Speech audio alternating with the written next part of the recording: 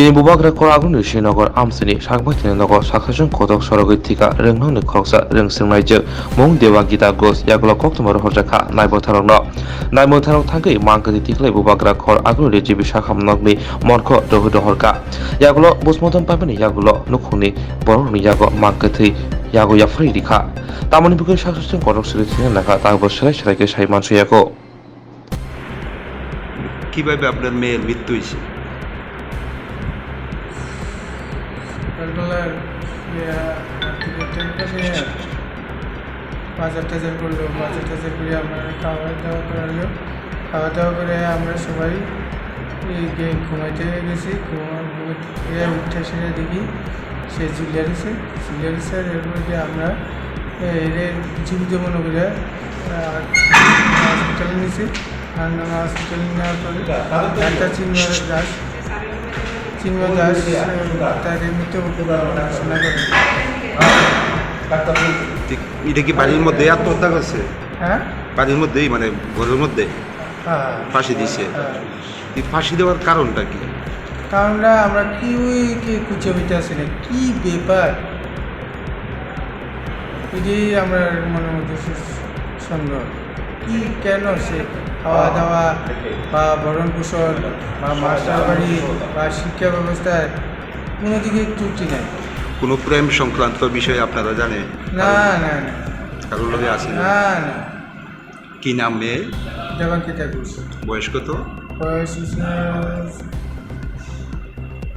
16 বছর। বাড়ি কোন জায়গায়? আনন্দনগর 9 নম্বর ওয়ার্ড। বাবার নাম কি? ফুকন ঘোষ। গতকাল রাত্র অনুমান 8টা 5-এর দিকে আনন্দনগর হাসপাতাল থেকে একটা রিকুইজিশন আছে যে একটা মেয়ে সুইসাইড করছে, সুইসাইড হসপিটালে মারা গেছে। সঙ্গে সঙ্গে আমরা খবর পাইয়া ওসি মধ্যে আমার পাঠাইছি। আমি এসআই সন্তোষদেব শ্রীনগর পিএস থেকে আমি আনন্দনগর হসপিটালে আসি এবং মৃতদেহ দেখতে পাইছি হসপিটালের বেডে। দেখতে প্রাথমিক তদন্ত করে আমি যেটা জানছি, তারা বাড়ির লোককে জানছি যে ওই দিন তারা দুপুরবেলা বাড়ির সবাই, বাড়ির মা বাবা মেয়ে, 2 মেয়ে তারা খাওয়া দাওয়া করছে। খাওয়া দাওয়া করে ঘুমাইছে বাড়ির উত্তর করে। তো 5টার সময় ঘুমাতে যখন উঠছে তখন এই মেয়েরে পাইতাছে না। মেয়েটার নাম হচ্ছে দেবাঙ্কিতা ঘোষ 16, বাবা ফুকন ঘোষ, আনন্দনগর 9 নম্বর পাড়া। তো মেয়েটা যখন পাইতেছে না, তারা খোঁজাখুঁজি করছে, তখন তারা বাড়ির উত্তর ঘরে দেখে ঠাকুর ঘরের দরজা বন্ধ। তখন সন্দেহ করছে এই ঘরেই থাকবো। তখন দরজা ভাঙিয়া ঢুকছে, ঢুকিয়া দেখে ঝুলন্ত অবস্থায় পাইছে মেয়ের জুয়েলারিস পাশে। সঙ্গে সঙ্গে তারা জীবিত মাইপার লগে সঙ্গে তারা আনন্দনগর হসপিটালে আনছে। তো সেখানে ডাক্তার চিন্ময় দাস পরীক্ষা করিয়া তার মৃত বলে ঘোষণা করছে। প্রাথমিক তদন্তে কি মনে হয় কি কারণে আত্মহত্যা করতে পারে?